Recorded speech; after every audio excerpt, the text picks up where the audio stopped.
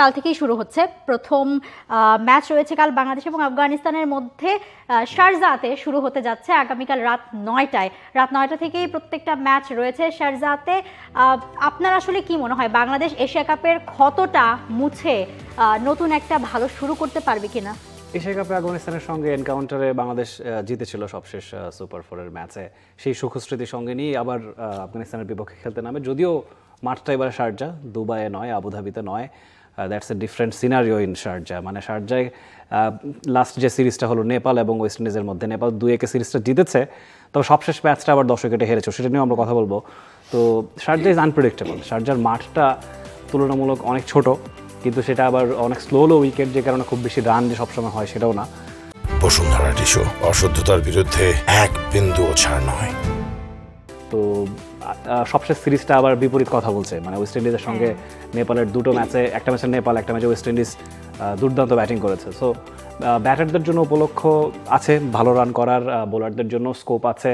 বাংলাদেশ সেটা কতখানি কাজে লাগাতে পারে সেটা দেখবার বিষয়। আমরা হয়তো বা সম্ভাব্য একাদশটা একটু দেখে নিতে পারি কারা কারা থাকছেন। এশিয়া কাপের থেকে খুব বেশি পরিবর্তন সেখানে নেই। ক্যাপ্টেন লিটন দাস স্বভাবতই ইনজুরির জন্য এই সিরিজটাতে নেই। সৌম্য সরকার তার জায়গায় যেতে পারেন, এখনও কনফার্ম নয়। তানজিদ তামিম, সাইফ হাসান ওপেনিং পেয়ার, তাদেরকে আমরা রাখছি, যেহেতু সাইফ হাসান চমৎকার খেলেছেন লাস্ট এশিয়া কাপে। পারভেজ হোসেন ইমন বা সৌম্য সরকার দুজনের মধ্যে একজন ওয়ানডাউনে থাকতে পারেন। তাহিদ হৃদয় অটো চয়েস, শামীম পাটোয়ারি, জাকের আলী অনেক, বিং দ্য ক্যাপ্টেন হয়তো বা সব ম্যাচেই তিনি থাকবেন।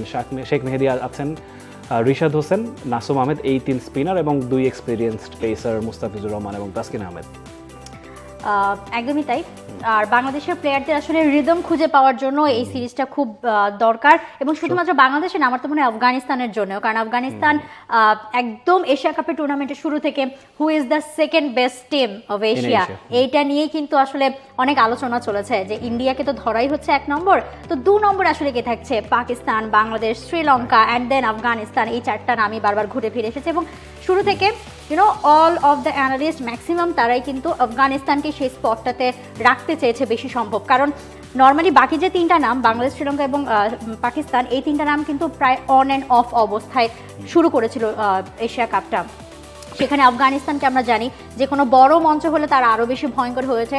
আর ইদানিং বাংলাদেশের আফগানিস্তানের যে লড়াইটা রয়েছে বেশ জম্পেশ হয়ে উঠেছে। সো এই বিল্যাটারাল সিরিজটা আসলে সেরকমই হতে পারে। সো আফগানিস্তানও হয়তো চাইবে যে এশিয়া কাপের যে তাদের যে দুঃখস্মৃতিটা, তারা তাদের ওই নিজেদের সেকেন্ড বেস্ট টিম সেটা পূরণ করতে পারেনি, সেখানে হয়তো সেই আশাটা মিট করতে পারেনি। বাট দ্বিপাক্ষিক সিরিজে আফগানিস্তান ক্যান বি ডেঞ্জারাস।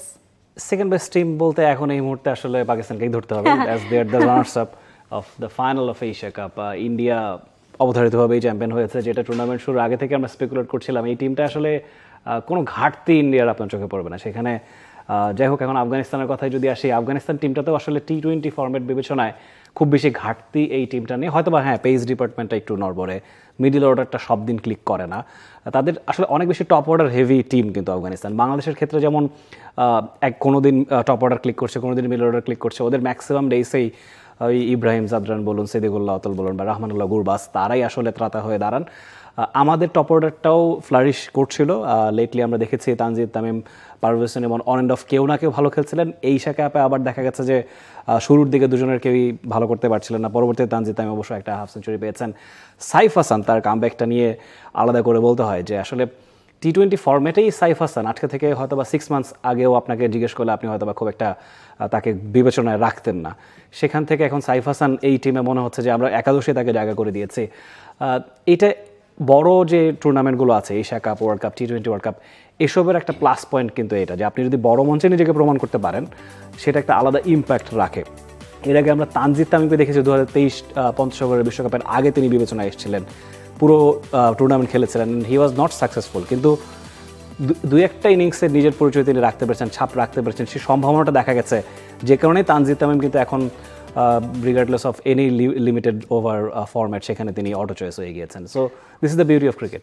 একদমই। এবং বাংলাদেশের সবচেয়ে বড় চিন্তার জায়গা মাথা থেকে, গোড়া থেকে কিন্তু চিন্তাটা শুরু হয় যে ওপেনিং স্লটটা কখনো আমাদের ঠিক সেইভাবে ম্যাচ আপ আমরা কখনো পেয়ার একটা পাইনি। অবশেষে ইমন এবং তামিম এই দুজনকে পাওয়া গিয়েছিল, কিন্তু দেখেন ওই যে ওইটাই কথা আপনি যেটা বলছিলেন যে বড় মঞ্চে গিয়ে যদি আপনি আসলে সেই পারফর্মটা করতে না পারেন, সেই বিশ্বাসটা রাখতে না পারেন, তাহলে আলটিমেটলি সেটা আসলে মানে থাকে না, কারণ আপনি দ্বিপাক্ষিক সিরিজে যত ভালো করুন আপনার হয়তো স্ট্যাট বাড়বে, রেকর্ডস বাড়বে, কিন্তু আলটিমেটলি যখন এই এশিয়া কাপ কিংবা আইসিসির কোনো মঞ্চে, চ্যাম্পিয়ন্স ট্রফি, ওয়ার্ল্ড কাপ, আপনি যখন এই জায়গাগুলোতে খেলতে যাবেন, you have to prove your self.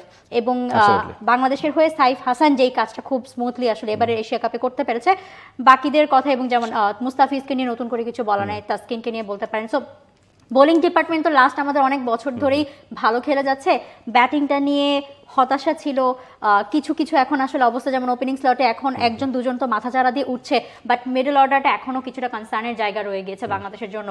So hopefully দেখা যাক, এবং তাওহিদ হৃদয় স্পেশালি দেখা যাক আসলে কি করতে পারে এবারের সিরিজে। নিশ্চয়ই আমরা যদি একটু হেড টু হেডটা দেখি, আফগানিস্তানের বিপক্ষে আন্তর্জাতিক টি-20-তে যে 13 বার মুখোমুখি হয়েছে তার মধ্যে 6 বার বাংলাদেশ জিতেছে, 7 বার আফগানিস্তান জিতেছে। বাংলাদেশের সামনে কিন্তু সুযোগ আছে এবারে আফগানিস্তানকে টপকে যাবার। যদি তারা হোয়াইট ওয়াশ করে সেক্ষেত্রে আফগানিস্তানের চেয়ে এগিয়ে যাবে। 2টো ম্যাচ জিতলে, আবার আফগানিস্তান একটা ম্যাচ জিতলে সেক্ষেত্রে 8টা সমান হবে।